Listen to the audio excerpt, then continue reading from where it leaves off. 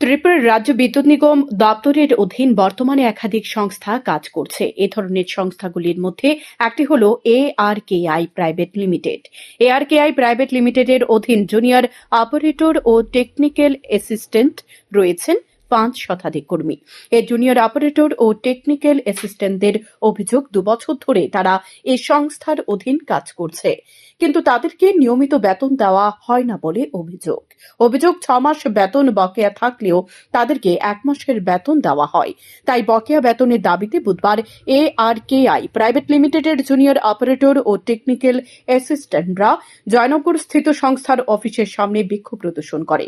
তাদের অভিযোগ, বর্তমানে তাদের 7 মাসের বেতন বকেয়া রয়েছে। শুধু তাই নয়, EPF এবং ESI এর সুবিধাও তাদেরকে প্রদান করা হয় না। তাই তারা এদিনের সংস্থার অফিসের সামনে বিক্ষোভে সামিল হয়েছে।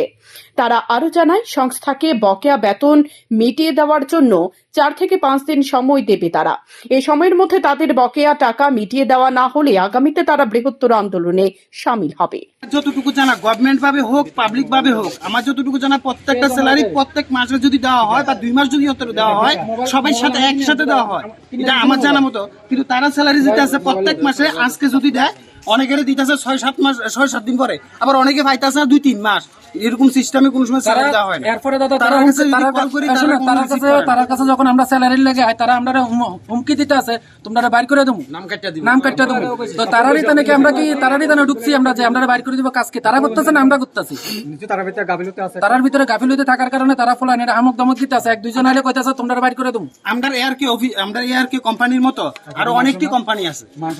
দেখা গেছে যে আমরা 4 মাস 5 মাস অন্তর 1 মাসের স্যালারি দেয়। তাও স্যালারিটা দেয় আমরা কারো কেউ আছে যে অপারেটর থাকলে টেকনিক্যাল অ্যাসিস্ট্যান্টের স্যালারি ঢুকতেছে 6,980 টাকা ঢুকতেছে। আমরা কিন্তু গভর্নমেন্ট কিন্তু আমরা EPF প্লাস ESR টাকা কিন্তু তারা আনতে আছে, কিন্তু আমরা ওই টাকাটা 1 টাকা পে করছে না। তারা ফোন করার সত্ত্বে আমরা কোনো টাকা পে করবো কয়ে সেটা তারা মোবাইল নাম্বারটা সুইচ অফ করে রেখে দেয়। আজকে এত বছর হয়ে গেছে গা, আমরা ন্যূনতম ওখানে তার কাছে 5 থেকে 6 মাসের টাকা পানা রয়ে গেছে। আর EPF প্লাস ESI আমরা 2 বছর পর্যন্ত তার কাছে পানা রয়ে গেছি, 1 টাকা আমরা ক্লিয়ার করছে না। তো আমরা মিডিয়ার মাধ্যমে জানতাম, মানে তার কাছে একটাই দাবি থাকবো যাতে আমরা স্যালারিটা যাতে তারা ইমিডিয়েটলি এই সপ্তাহের মধ্যে আমরা তারা 5 থেকে 6 দিনের সময় দেবো।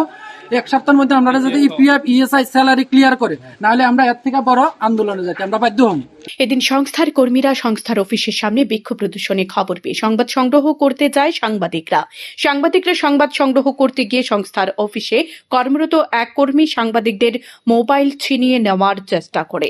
তখন সাংবাদিকরা ওই মহিলা কর্মীকে পাল্টা প্রশ্ন করতে শুরু করলে চোরেন্নে মহিলা পালিয়ে যায়।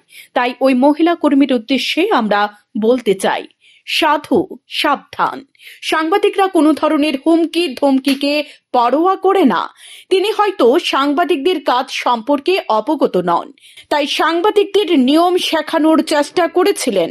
তিনি হয়তো জানেন না একজন সাংবাদিকদের হাত থেকে মোবাইল ছিনিয়ে নেওয়ার চেষ্টা করে তিনি অপরাধ করেছেন।